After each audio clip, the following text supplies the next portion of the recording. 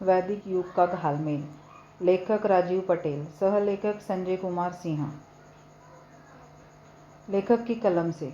आज भारत में अधिकांश लोगों के अंदर बौद्ध संस्कृति और वैदिक संस्कृति पर काफ़ी मत भिन्नता बनी हुई है। इन दोनों संस्कृतियों पर अधिकांश लोगों के मन में प्रश्न पैदा होता है कि दोनों में पहले कौन स्थापित हुई।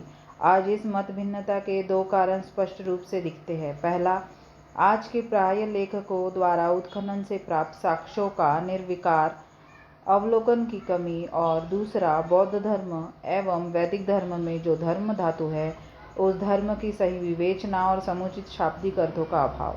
आइए आप सभी को उत्खनन से प्राप्त सभी साक्ष्यों के आधार पर बौद्ध संस्कृति में वैदिक संस्कृति के घालमेल पर अवलोकन करते हैं। प्रथमतः गुप्त काल ईस्वी सन से पूर्व मौर्य काल एवं सिंधु काल या पूर्व सिंधु काल के जो भी साक्ष्य प्राप्त हुए हैं उन सभी साक्ष्यों को आप भी अपनी नज़रों से देखते हुए अध्ययन व आकलन कर ले।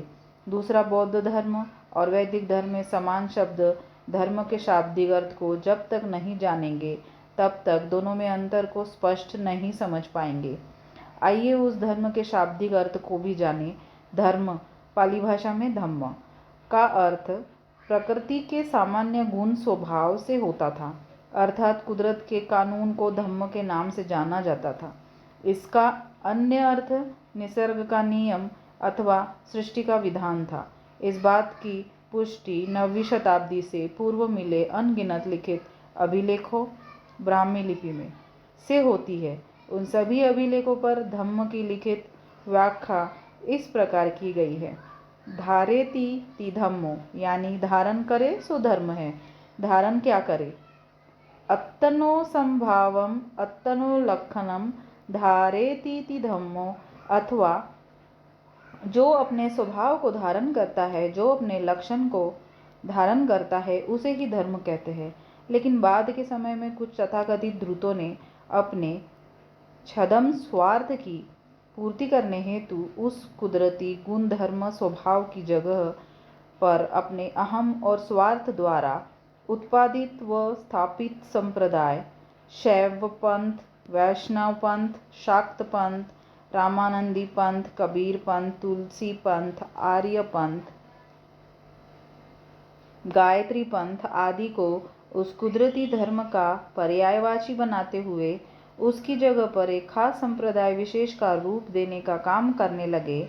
जबकि साक्ष्य कहता है कि यह धर्म, पाली भाषा में धम्म, संपूर्ण भारतवासियों के लिए गुण धर्म स्वभाव के रूप में हमेशा स्वतंत्र नाम के साथ उपयोग होता रहा था। इसके अलावा धर्म किसी भी अन्य स्वरूप या नाम के साथ उपयोग में नहीं मिलता है। आइए इन सारे घालमेल को देखते हैं। घालमेल नंबर 1, भारतीय इतिहास का प्रकार और इन सभी के बीच में घालमेल। पहला, मान्यतावादी इतिहास, शैक्षणिक इतिहास, उत्खनन का इतिहास। मान्यतावादी इतिहास कहता है कि भारत में मनुष्य की संस्कृति 1 लाख वर्ष से भी काफ़ी पूर्व से स्थापित है, जबकि शैक्षणिक इतिहास कहता है कि भारत में मनुष्य की संस्कृति मात्र 10,000 वर्ष के अंदर ही है।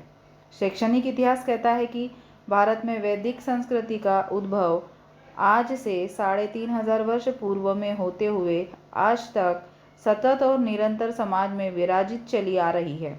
जबकि उत्खनन का इतिहास कहता है कि भारत में वैदिक संस्कृति का कोई भी नगर, गांव, मकान वैदिक अन्यायी या शासक या उसका किला, उसका राजादेश, मुद्रा, सील, अभिलेख, मृत भांड, लिपि, विदेशी यात्रा वृत्तांत जैसी बातों का मिलना अभी तक सिद्ध नहीं हुआ है। उत्खनन का इतिहास कहता है कि भारत में बौद्ध संस्कृति के असंख्य साक्ष्य उत्खनन द्वारा जमीन के नीचे से मिलते हैं, जबकि मान्यतावादी ब्राह्मणी वैदिक संस्कृति का इतिहास अभी तक जमीन के ऊपर ही ऊपर से मिलने का ही है। घालमेल नंबर 2, वेद सम्यक काल की भाषा पाली के वेदना से निकला हुआ शब्द है। जिस वेदना का शाब्दिक अर्थ पाली में अनुभूति होता था और वेद का अर्थ अनुभव होता है, लेकिन धूर्तों द्वारा उत्पादित संस्कृत भाषा में वेद का शाब्दिक अर्थ शून्य होते हुए एक कहानी युक्त पुस्तक का नाम सिर्फ वेद होकर रह गया है।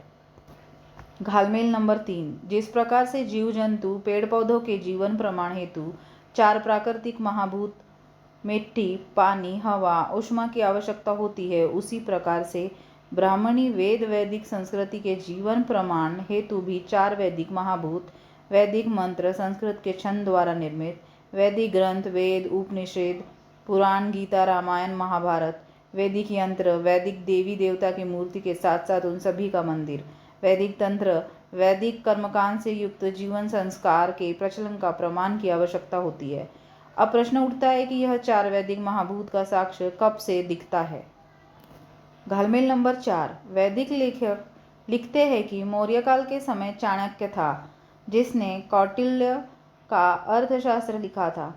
अब प्रश्न उठता है कि मौर्य काल में लेखन हेतु सिर्फ शिलाओं का प्रयोग होता था, लेकिन चाणक्य ने अपने अर्थशास्त्र के लेखन हेतु कागज का प्रयोग किया था। तो क्या उस समय कागज का आविष्कार हो चुका था? मौर्य काल की सभी वस्तुओं का साक्ष्य खुदाई द्वारा मिला है, लेकिन चाणक्य का साक्ष्य किस स्थान की खुदाई से मिला है? घालमेल नंबर 5। वैदिक पक्ष और विपक्ष के लेखक लिखते हैं कि पुष्यमित्र शुंग ब्राह्मण था। फिर शुंग काल में ब्राह्मणी ग्रंथ, ब्राह्मणी मंत्र, ब्राह्मणी यंत्र का निर्माण जरूर हुआ होगा। अब कोई यह बताए कि शुंग द्वारा निर्मित इस प्रकार का ब्राह्मणी ग्रंथ, मंत्र, यंत्र का साक्ष्य कब और कहाँ मिला है? घालमेल नंबर 6। शैक्षणिक पुस्तकों के माध्यम से वैदिक सभ्यता की शिक्षा दी जाती है। पुनः शैक्षणिक पुस्तकों के अंदर उत्खनन को आधार मानकर वैदिक से पूर्व और वैदिक के बाद की रही सभ्यता संस्कृति का मिलना बताया जाता है, लेकिन वैदिक सभ्यता संस्कृति का साक्ष्य कब और कहाँ मिला है?